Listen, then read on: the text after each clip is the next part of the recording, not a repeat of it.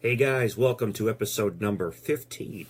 1, 2, 3, 15 of 10 Minute Kick-Ass Coaching. We really appreciate you being here today. Obviously I'm representing the Steelers garb. You know, everybody knows me. I'm a diehard Steelers fan, and it was a devastating loss yesterday. Whether I agree with everything or not is irrelevant. I've accepted that is what exactly happened, and that's what we have to work with. So, I'm here today to talk about the power of customers versus clients. And I have a highlight sheet I'm going to add to this 10-minute kick-ass coaching segment for you in the breakdown of the difference between customers and coaches. So, a customer is a commodity. I'm going to have my notes here, and may be a one-time event. Very important to remember what I'm about to talk about. When I say a one-time event, it's something that's driven off of a one-time transaction. So you go in and you never ever get sick in your life, and you happen to get a cold, whatever the case is. You go to the pharmacy, you get something for cold treatments, and you, God willing, get better. That is a customer that's just going there to maintain that, to get that done. A client would be somebody that went in there and made sure that they ate right, exercised right, did everything they could possibly do not to get a cold. Not that's not going to happen, but is proactive and is seeking out better advice from a professional, from a respected authority, on making sure that they really don't get sick, and they're doing everything measurable from a dietary standpoint, from a exercise standpoint, whatever that happens to be. So there's a big one there. A client is a patient, gets advice, and it is a long-term process. Just like I said, when I go to the gym to work out, vitally important. I listen to the advice of anybody that has experience, whether that person happens to be a private person coaching me. I've hired somebody to come in to work with me, a trainer, to work with me from a nutrition standpoint, from an exercise standpoint, and also, people that know it. My fiance happens to know an awful lot about what to do and how to do it and get results. So I listen to her because she, to me, I treat her as an authority, and I am a client. And I'm something that we're going to talk about a little bit later on too as well. Customers are price-based over value. That means they look for whatever is going to be the lowest price.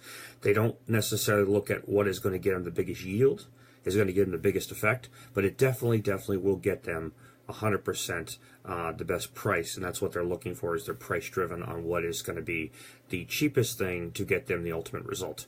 Nothing cheap is good, nothing good is cheap, as the term goes, and it's true.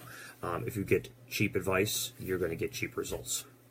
You hire a cheap carpet cleaner, you get a cheap job. You hire a cheap restoration company that comes in and is willing to cut this out and do that for whatever the price is, so they can kind of fly under the radar and not do things correctly. They won't stay in business very long, and they're not going to give you the service. They're going to go in there and say, we can do this for this price, when everybody else is 4 times that price, because they know that they understand the value of a profit, and understand the expenses that incur into doing what they're doing, and they realize very quickly they can't do that, and they get out of there very fast, and they don't do the job right, and they just don't really care, because they're treating you like you're a customer, not a client. They don't value anything to it. Clients are, as I said, a very price-driven. Customers tend to look for quick fixes. They look for things that are going to do something in short term. They might pick up the book and take one thing out of the book. I versus we, let's see, you can't really see it too well, but they might take one thing out of the book and not read the rest of the book and go, I didn't get anything out of the book. The book sucked. It didn't do anything. Well, you got to read the entire book. The book is a formula. The book is a variety of philosophical, I should say, ideas over my entire lifetime. I didn't want to make the book a 300-page book. I could have done that very easily. Just take the content I deliver for these things every single day. I could have wrote a chapter on each thing, so it doesn't really make a difference. This is a formula, plain and simple. It's a formula for success using the assets you already have in your business life. And then my job as a coach is to help you implement things and get things done. So that's it. Clients understand that you are the authority and are there to help them. That is very, very true. You are the trusted one. That's why you're there. And they trust you. I have a couple of coaches I trust 100%. They tell me to do something, I do it. I don't even question it. I don't even go, well, what if this is going to be incorrect? I don't do that because I see them as the complete authority on what they do. So that's pretty much the key to that. A customer will bounce from one shiny object to another. There's very, very true. They see what's next. Oh, I like this pen, but I like this pen better. You know, they go from one thing to another, and don't realize that this pen might be a much better value. I might be able to get them to where they need to go versus this pen that might fall apart. Everything could come out, ink, whatever the case is. They understand the difference, and they take value to what is being coached to them, is being advised to them. So that's really the key to it. They don't bounce around too much. Clients only move from one place based on their relationship with you and who they trust. So let's just say you're a carpet cleaner and you know a person that has a pest problem, has an infestation, whatever the case is. If you have a recommendation of a pest control business, I have colleagues and friends of mine right here that I think are the best pest control, one of the best service businesses I've ever seen, delivering value to their companies, and Bill and Drew Cali, you have the ultimate respect. They really hit it home, and they have a tremendous repeat client base. And if I have a question, or somebody says to me, who do I hire in New Jersey to get rid of this problem? They are the go-to guys, flat out. And it's reputation driven. It is long-term respect for them, and knowing that they will get things handled and they will take care of my client, which is the ultimate to me. So I understand that. So it's a shout out to the Cali brothers. They do an amazing job, and I trust them 100% when referring them to people. Just no question about it, because I know the value they deliver, and I know that they will bring it every single time. So that's it. Customers tend to look for what's free. Again, we talked about this before. Customers look for what has no cost to it, has nothing to it.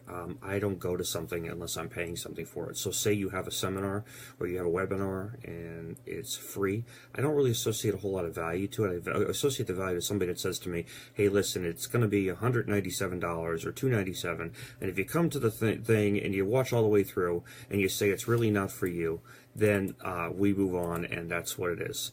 So I respect that. I don't. In particular, I understand the value of a free webinar to build trust online.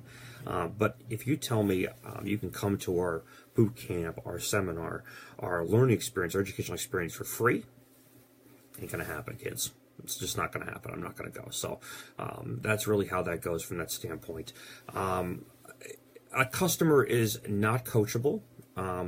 And believes they know the answer. And we've all had them. We've gone to a house. If you're in the service business, you go into a house and you're a plumber, you're a heating guy, or whatever, and you tell the customer this is what has to be done in order to make sure there's air balance throughout your house, and understand how heating works or how AC works and how it's most effective into different rooms. And the customer goes, no, I think if you do this to this is going to be the best way, and I've done this before, or my best friend does this, or my cousin, my uncle does this, and they're professionals and they know all this crap.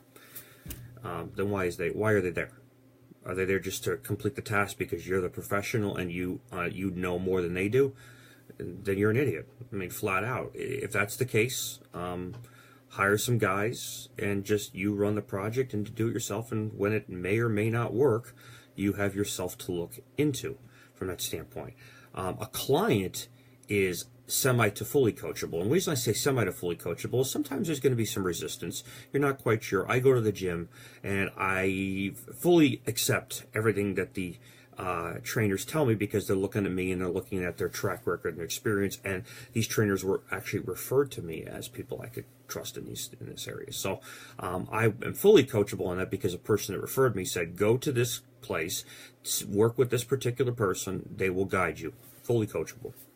A semi-coachable person might be somebody that went there and just met the person for the first time and goes in and meets with them and goes, yeah, I think they really do have my best interest in looking at it, but I don't fully agree that I should do this many reps of this, or I should use this much weight, or this is too much for me or too little for me, whatever the case is. That's a semi-coachable person. There's still good people. I still work with semi-coachable people. It's definitely a 70-30, 70% fully coachable, 30% not fully coachable point, but I will definitely say that a fully coachable person in the arms of somebody that's treating them as a client, treating them as they are the client, that they are there to be prized and taken care of, and as a patient to a doctor relationship, doctor takes his fiduciary responsibility very powerfully, and make sure that he maintains and represents him and his people the best way they possibly can. So I guess my real point to this is understand the difference between what is a client, what is a coach.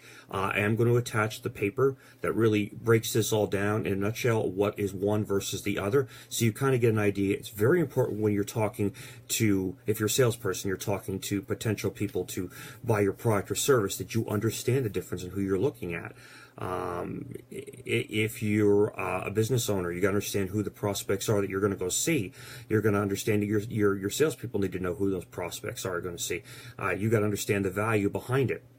So realize the difference between a customer, which is a commodity, and a client, which is clearly not, and to be taken care of completely different from one to the other. So that's today's 10-minute kick-ass coaching. We have gone considerably over, but it's very important for me to get these facts together for you today so you fully understand what the difference is between the two, and you can change your mindset and paradigm between the two. Again, as for me, when I work with clients and work with coaching clients based on the experience that I have, I want somebody that's fully coachable. I am willing to work with somebody that's semi-coachable under certain conditions, as long as they're willing to be open-minded and understand that there can be other ways to do it.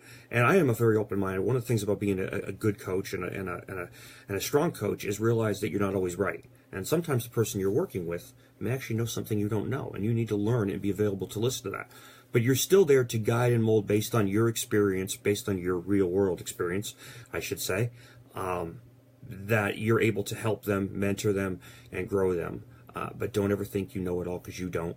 And there's a reason I have coaches in different segments for different things. So I have coaches for one thing, and I have coaches for another thing, both that I pay to get advice from on a consistent basis. So that's it today. Understand the difference between customer and client. And here you go, guys. Thank you so much for joining us for episode number 15 of 10-Minute Kick-Ass Coaching. And today is 12/18. We're getting right around the corner till Christmas. So I appreciate your time. Thank you so much. Enjoy. Bye.